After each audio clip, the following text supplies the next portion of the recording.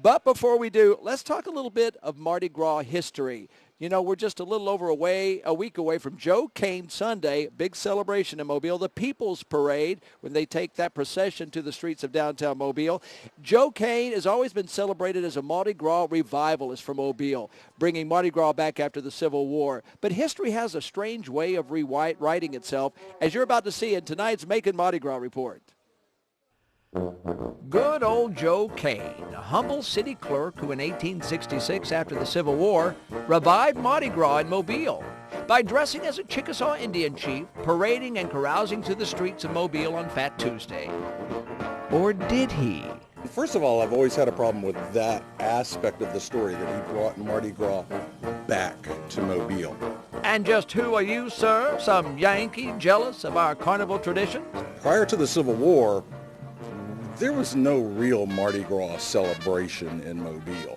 There were a few masked balls and that kind of thing, but there was no, let's leave the house and go out and celebrate Mardi Gras going on. History buffs, hang on to your beads, because Steve Joynt is about to turn over the coal wagon on what we think we know about Mardi Gras revivalist Joe Cain.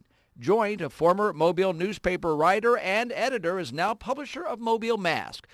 And he's done some homework on old Joe Cain. I like to say he kicked off the modern celebration of Mardi Gras. Laura has it Joe restarted Carnival through the streets of Mobile on Fat Tuesday of 1866 and 67.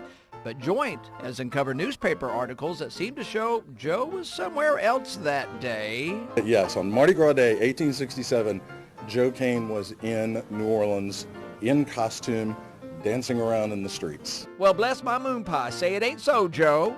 Joe did not do it in 1866. He did not do it in 1867. He first did his thing with the Lost Cause Minstrels in 1868, just a few hours, not a few years before the Order of Myths. Which even today close the celebration Fat Tuesday in Mobile as the oldest parading society in the city.